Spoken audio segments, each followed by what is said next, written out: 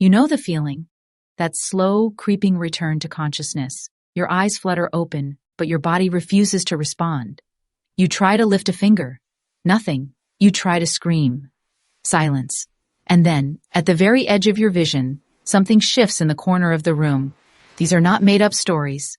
These are accounts from real people, people just like you, who woke up in the middle of the night and found themselves trapped inside their own body, staring at something that was not supposed to be there. Listen, if you dare.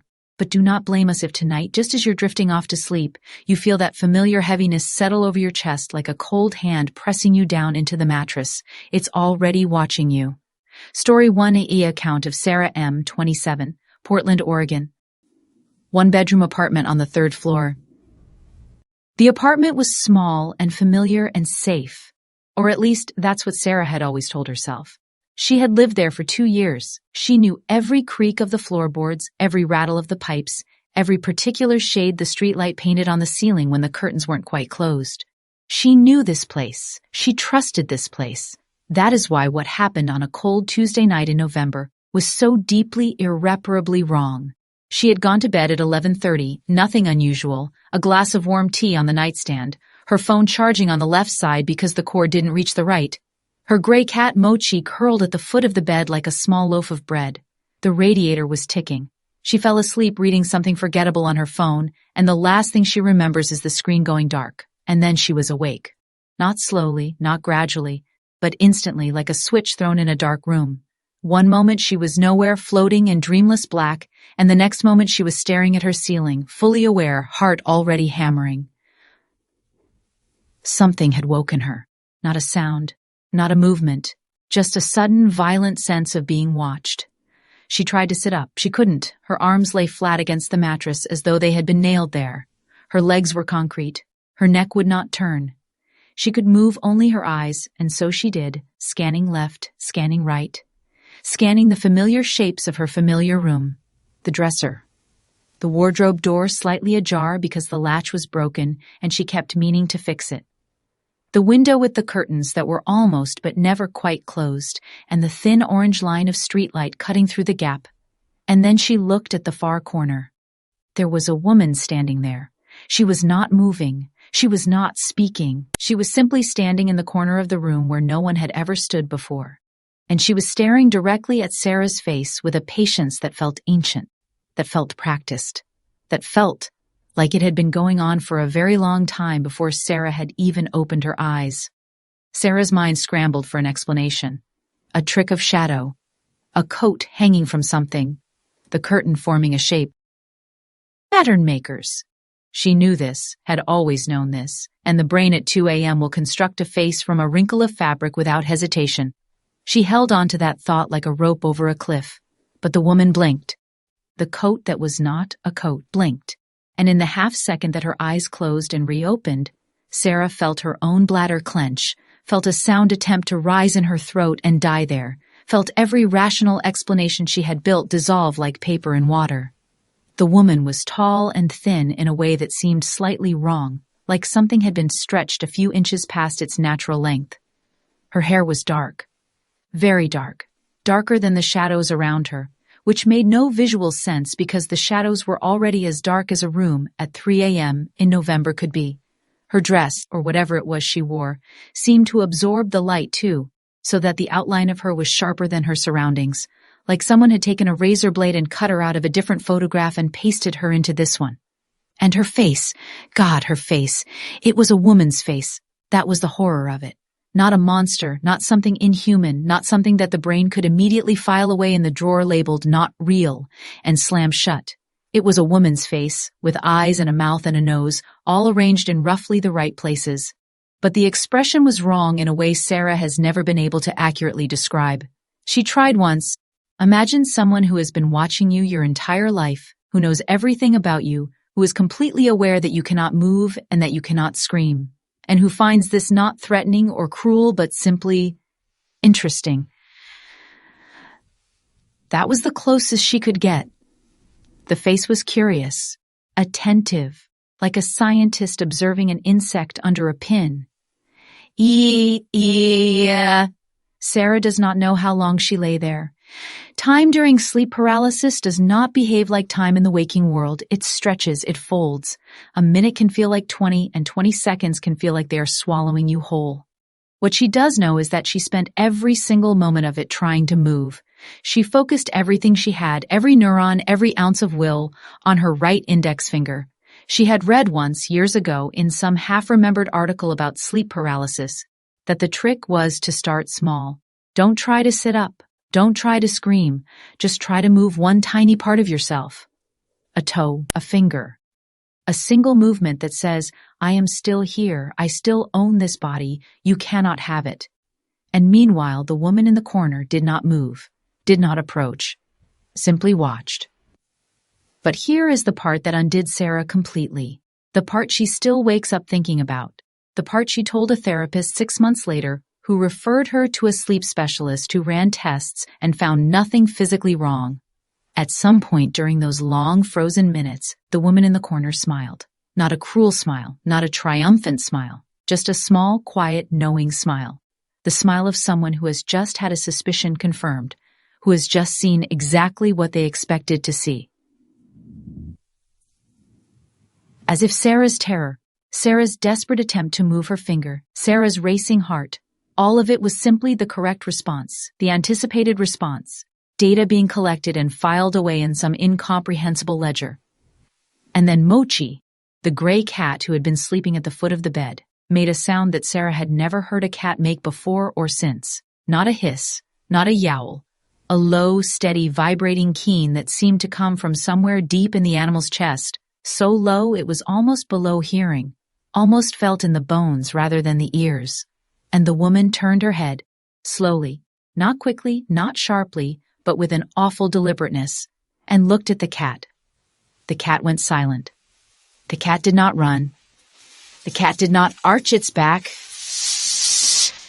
Cat simply stopped making the sound, mid-note, as cleanly as if the wire had been cut, and lay completely still. Sarah woke up. Actually woke up, with full movement returned, to the sound of her own voice finally breaking free in a sound she describes as less of a scream and more of a shattering exhale. She was drenched in sweat. The corner was empty. The wardrobe door was still ajar. The streetlight still painted its thin orange line.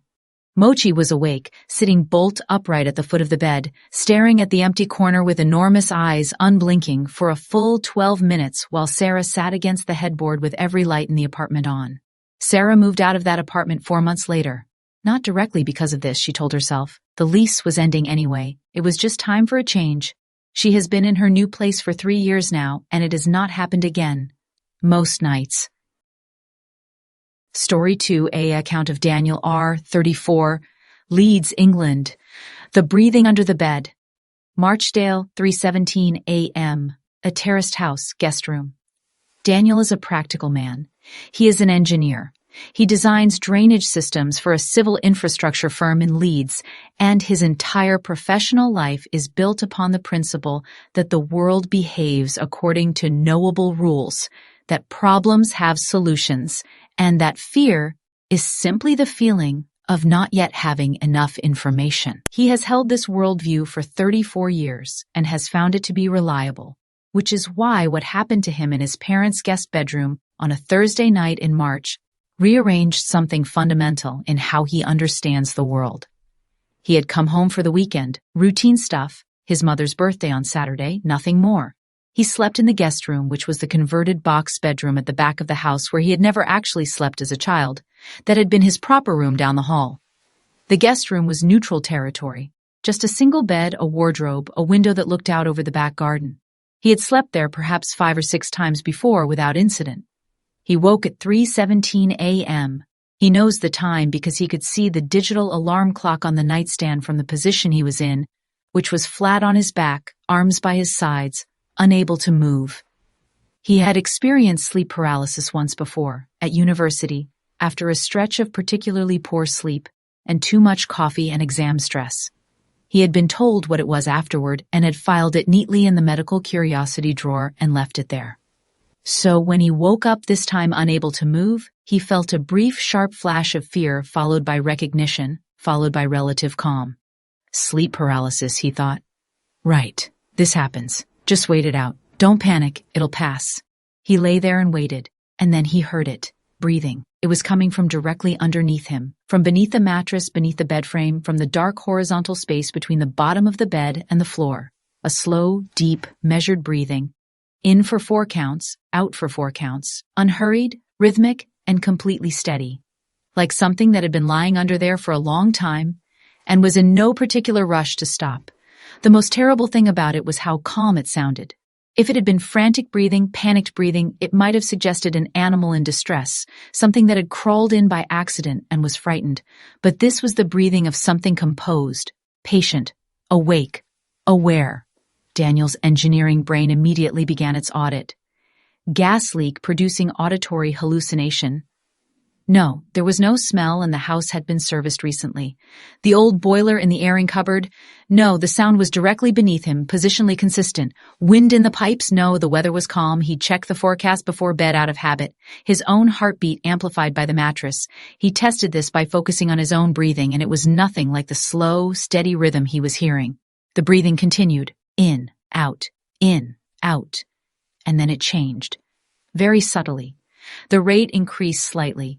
Not dramatically, not to the pace of something panicking or excited, but just enough to be noticeable. In, 2, 3, out, 2, 3, a fraction faster. And Daniel realized, and this is the moment he says broke something in him, he realized that the breathing had sped up in rhythm with his own. That as his heart rate increased, as his breathing quickened despite his attempts to control it, the breathing beneath the bed was matching him, tracking him, responding to him. He tried to speak. He could not. He tried to turn his head over the side of the bed to look at the floor. He could not. He was locked in position, staring at the ceiling with its familiar pebble-dash texture, and beneath him, separated by only a mattress and a few inches of air, something breathed and breathed and breathed. 14 minutes of the time, because he could see the clock, and the clock was all he had to hold on to. Numbers are reliable. Numbers do not breathe in rhythm with your terror. Numbers are just numbers. 3:17 to 3:31. 14 minutes of lying perfectly still while the thing beneath the bed breathed. At 3:28, 13 minutes in, it spoke. Not words, not language, not even a sound that the human vocal apparatus would normally produce. It was a sound made on the exhale, a sound between a sigh and a moan, and something else entirely. Something Daniel has never heard before or since, and cannot replicate and cannot accurately describe except to say that it carried a quality of recognition, the sound of something that knows you are there, that has perhaps been waiting for you to arrive, that is in some way satisfied by your presence. Daniel tells people this part and watches their faces do the thing faces do when they're deciding whether to believe someone. He does not mind. He barely believes it himself. And he was there. At 3:31, movement returned. He did not look under the bed. He turned on every light in the room, sat on top of the bed with his feet off the floor, and waited for 6:30 a.m. when he heard his mother begin moving around downstairs. He did not tell her. He went home on Saturday afternoon rather than Sunday morning. He told himself it was traffic. He has not stayed in that room again. He told his parents the mattress was too soft for his back. He has installed a bed frame with solid drawers built into the base at his own flat in Leeds so there is no space underneath it. He tells himself this is a storage solution. He has not told his therapist about this because he does not have one. He is an engineer and he does not need one. He simply occasionally wakes up in the small hours and lies very still and listens to the silence beneath his bed and is enormously, almost tearfully grateful that it is only silence. Story 3 AAU Account of Priya K. 22, Bangalore, India. August AO 1:54 AM Abu University Dormitory, 4th floor. Priya was studying for her final engineering exams and had made the catastrophic mistake of sleeping in the afternoon. Just 2 hours, she told herself, just enough to take the edge off, which meant that at 1:30 a.m., still buzzing on the chai she'd had at midnight to stay awake, she turned off her laptop and lay down on her narrow dormitory bed and closed her eyes and fell asleep within minutes. She was exhausted in the specific, buzzing, overstimulated way of someone who has been awake for 19 hours, and she crashed into sleep hard, like a stone into deep water. She had slept paralyzed before. Twice, in fact, both times in the previous semester during exam season, and both times she had just seen a dark shape at the periphery of her vision and felt the pressure on her chest and waited it out. Her grandmother had told her once that it was the weight of something that sat on you when you were between worlds, between sleeping and waking, when the door between the two was momentarily open and things could look through. Priya had laughed and forgotten it. She stopped laughing about it after August. She woke at 1:54 a.m., not gradually, not with the soft, blurring edges of natural sleep, but the same instant, violent awakening that every person in these accounts describes, the feeling of having been yanked back into your body from somewhere very far away. She was on her back. She could not move. The room was dark except for the faint orange glow of the campus lights filtering through the curtain. The dormitory door, she had left it very slightly ajar because the room got stuffy and the ventilation was poor, was open a few inches, and in the gap of the open door there was a child, or, and this distinction matters, something in the shape of a child. It was small, the size of a child, perhaps 4 or 5 years old, and it stood in the gap between the door and the doorframe, and it was very still, and it was looking into the room.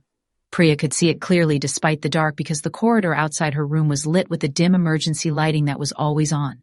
Pale green, sickly, functional, and this light outlined the shape, small, upright, motionless, the head tilted very slightly to one side in a posture that on a real child would look curious, would look like the particular sideways head curiosity of a small person trying to understand something. On this thing, it looked like something else entirely. Priya is a person of faith. She grew up in a household that was matter-of-factly spiritual. Pujas in the morning, stories of gods and their interventions, a world that was layered and inhabited by more than the visible. She had never been frightened by these stories. But whatever was standing in her doorway, she knew. In the animal core of her, in the part that predates thought and language, it was not the same category of thing at all. She could not see its face. The light was behind it. The room was dark. She could only see the outline, the shape, and the fact that it did not move. Not a single movement, not the slight, unconscious swaying that a real child standing still would exhibit, not the breathing that makes a chest rise and fall, complete, absolute stillness, in the way that only something genuinely inanimate or genuinely terrifying can be completely still. Priya attempted, as everyone does in these moments, to find an explanation. A child from another room, a sleepwalking dormitory resident's little sibling who had come to visit. But the college dormitory had no visitors after 10 p.m., and certainly no children. A shadow cast by something in the corridor. But the outline was too defined, too solid, too persistent. She focused on breathing. She focused on her right hand. She told herself what she knew. This was sleep paralysis. This was the hypnagogic hallucination that accompanies REM interruption. The too much chai and the too much pressure and the too little sleep, all conspiring to produce a waking nightmare. She recited this to herself like a mantra, and the child moved. One step, just one, over the threshold and into the room. A single, deliberate step, completely soundless, so smooth it barely registered as movement at all. And in taking that step, it passed from the backlit corridor into the dark of the room. So that now, Priya could no longer even see its outline. It was simply somewhere in the dark of the room, between the door and the bed. And she could not see it, but she could feel it. In the way you can feel someone standing very close to you, even in complete darkness. The air displacement, the change in the atmosphere. And then the most horrible thing happened. It spoke. It spoke in her mother's voice. Her mother's voice.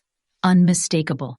The specific cadence of it, the particular warmth of it, the Tamil-inflected Hindi that her mother used when she was half asleep and calling for Priya in the way she had since childhood. And it said in her mother's voice, using the pet name that only her mother used, Kuti, are you awake? Priya's mother was in Chennai, 11 hours by train. The voice was identical. She would stake anything on it. It had the warmth, the familiarity, the specific texture of her mother's voice. but it was coming from something standing in the dark of her dormitory room in the middle of the night, something that was not her mother, something she had watched step over the threshold from a corridor that no child should have been standing in. She screamed, not in her mind, not the silent screaming of the paralyzed. She actually screamed out loud because the sheer wrongness of that voice broke through whatever neurological cage she was in, and her body unlocked all at once. On the bed, hit the wall, grabbed her phone with shaking hands, and switched on the flashlight. The room was empty. The door was ajar exactly as she had left it. The corridor outside was empty. No child, no shadow, nothing. She called her mother. It was 2 a.m. Her mother answered on the second ring, groggy, confused, slightly worried. Priya said only, "Amma, are you okay?" Her mother said, "Yes, Kuti, why? What happened? Are you okay?" And Priya started crying and couldn't explain why for several minutes. She passed her exams. She closed her dormitory door fully after that every night and pushed a chair against it before she slept. Her roommate thought she was developing a quirk and didn't ask. Priya has told this story exactly 3 times to her mother, to her closest friend, and in a late-night online forum where she felt safe in anonymity. She said the same thing at the end of each telling. "I know what sleep paralysis is. I know it causes hallucinations. What I don't know is how a hallucination knows what my mother's voice sounds like. Nobody has answered that for her yet." Story 4 AU account of Marcus T., 41, Atlanta, Georgia. January 408, a master bedroom, suburban home. Marcus is careful to tell you at the start that he does not believe in the supernatural. He says this not defensively, not in the way of someone trying to preempt disbelief, but in the matter-of-fact way of a man who has built his understanding of himself around that fact. He is a high school biology teacher. He has explained the mechanics of the human nervous system to 15-year-olds approximately 400 times. He understands, clinically, anatomically, neurologically, exactly what sleep paralysis is: a misfiring of the REM atonia mechanism, a failure of the brain's wake-up signal to fully disengage the body's paralysis protocol, a brief and medically unremarkable phenomenon that affects roughly 8% of the population at some point in their lives. He also knows that knowing all of this does not help even slightly when it is happening to you. Marcus had his first episode at 39, his second at 40, and his third, the one he talks about, the one that changed things, 6 months later on a Thursday night in January. He and his wife, Denise, had gone to bed at their normal time. She was asleep beside him. The window was cracked a half-inch because Marcus ran warm and Denise ran cold, and this was their long-negotiated compromise. Outside, a January night in Atlanta, which means cool and still and quiet, the suburb essentially silent at 4 a.m. He woke at 4:08, flat on his back, unable to move. He was not afraid. He recognized it immediately. Third time now, he thought. Right, atonia misfiring. Don't panic. Relax into it. It passes faster when you relax. He had read this, had told himself this the 2 previous times, and it had more or less worked. He breathed. He waited. He was almost bored. Then the weight arrived. It started at his feet. Not a pressure, not a feeling of heaviness, but a weight, specific and located and real, settling onto the foot of the bed as if something had climbed onto it. The mattress depressed, slightly but unmistakably. He felt the spring shift, felt the whole bed tilt a fraction of a degree. Whatever the weight was, it was sitting on the foot of the bed, and it was substantial. Marcus knows what you're thinking. He thought the same thing. Denise shifted position. Denise sat up, except that Denise was lying beside him, and he could hear her breathing, the specific pattern of her sleep breathing that he had cataloged over 13 years of marriage, unchanged, undisturbed, emanating from the left side of the bed. The weight at the foot of the bed was something else. It moved. Slowly, incrementally, the weight traveled up the bed toward him, the mattress tracking its progress, at his calves, at his knees, at his thighs. A slow, purposeful crawl up the length of his body, and with each position it occupied, the pressure increased slightly, as if whatever was moving was also somehow getting heavier, was accumulating weight as it came, was pressing him down more with each inch it advanced.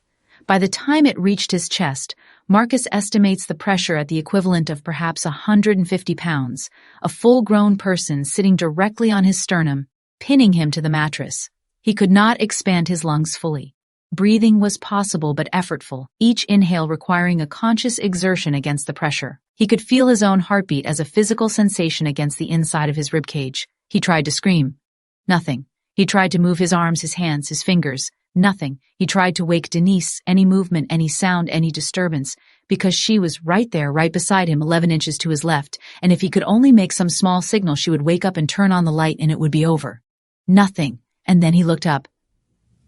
He could look up because whatever was on his chest was not occluding his vision. He could not feel its physical presence above his face, could not see a form sitting on him. The weight was there, but the visual space above him appeared empty, except that when he looked up, there was a face approximately 8 inches from his own. He struggles here in the telling. Every time he describes it, he comes at it from a different angle because no single angle is sufficient. The face was close. Closer than any face has a right to be unless you have chosen for it to be there, unless you have allowed it that proximity. The intimacy of it was itself a violation. 8 inches. The distance at which you can feel someone breathing on you.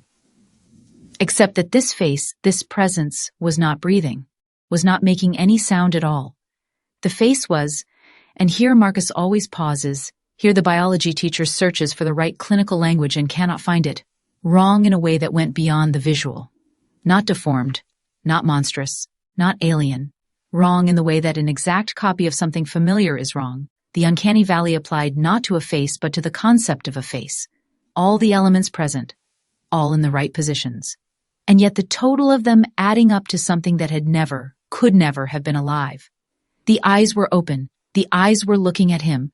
But looking was not quite the right word because looking implies that something is being processed, that there is something behind the eyes receiving and interpreting, and there was nothing behind the eyes. They were open and they were oriented toward him, and they were seeing nothing because there was nothing there to see. Marcus stopped trying to move. This is the part that surprises people most, that he stopped fighting. He says he cannot fully explain it. It was not resignation, not surrender, not giving up. It was more like a sudden, overwhelming exhaustion, a knowledge that he had been fighting for minutes and nothing had changed and the thing was still there, still close, still pressing, and that fighting was not the correct response to the situation because this was not a situation in which fighting was a variable that mattered. He stopped. He went still. He breathed slowly against the weight on his chest, and he looked at the face 8 inches from his own, and he thought, okay, we are here. I don't know what you are. I don't know what this is. But I am not going to die from this. I have biology teacher certainty about that much at least. I am not going to die. And so whatever this is, I am just going to be here with it until it stops. And something changed in the face. He swears to this. Something shifted in the face at the moment he stopped fighting, at the moment he let go of the panic and simply occupied the same space as it. Not warmth, not anything like warmth, but a shift, subtle, as though whatever it was had received information it had been waiting for. The pressure on his chest began to ease. The weight moved, backward toward the foot of the bed, the mattress tracking its retreat. Lighter, lighter, lighter. And then it was gone, and the face above him was gone. And he could breathe fully, and he lay there in the complete ordinary darkness of his bedroom with his wife breathing on his left, and the window cracked a half-inch, and the January night perfectly quiet outside. He lay there for a long time before he trusted himself to move. Then he got up very quietly so as not to wake Denise, went to the kitchen, poured a glass of water, and sat at the kitchen table for an hour. He told Denise in the morning. She listened carefully. She suggested a sleep study. He went, and they found mild sleep apnea and put him on a CPAP machine. He has not had a sleep paralysis episode since. This is the medically tidy ending of the story, the one that fits the clinical framework, and Marcus is the first to offer it. But he also says, always at the end of every telling, one other thing. He says that he has thought a great deal about the moment when he stopped fighting, about the fact that the entity, whatever it was, whatever the brain was producing, responded to that it seemed to get what it wanted or get what it was checking for at the moment he accepted it. He says he does not know what conclusion to draw from this. He says he is not sure a conclusion is even possible, but he checks on his children before he goes to bed now every single night in a way he did not used to. He cannot articulate why. He just wants to see them breathing. He just wants to stand in the dark of their rooms for a moment and listen to them breathe and confirm that everyone is exactly where they should be. It's the biology teacher's version of a prayer, maybe. The only ritual that makes sense to a man who does not believe in the things that sit on your chest in the dark. Before you close your eyes tonight, 4 people, 4 rooms, 4 different countries, different ages, different lives, a cat who stopped making a sound on command, a man who measured 14 minutes of breathing he cannot explain, a student whose hallucination knew her mother's voice, a biology teacher who learned that the thing on his chest responded to surrender. Sleep paralysis is real. It is documented. It is neurological. It is the product of the particular vulnerability of the human brain at the boundary between sleep and waking. That thin membrane where the rules that govern your conscious life go briefly soft, where the machinery of consciousness is neither fully on nor fully off. What comes through that membrane? That is the question that medicine answers and leaves unanswered in the same breath. Turn off your light now. Pull the covers up. Close your eyes. Your body will be paralyzed tonight. It always is. It has to be. It is how sleep works. The difference between a normal night and a night like theirs is a misfiring of one signal, a fraction of a second's delay, the thinnest possible margin. Good night. Try not to think about the corner of the room. Have a scary or unexplained experience you can't forget. Whether it's something paranormal, a strange encounter, or a real-life moment that still gives you chills, I want to hear your story. Share your true horror experience, and it might be featured in an upcoming video on this channel. You can stay completely anonymous if you prefer. Send your story now, if you dare.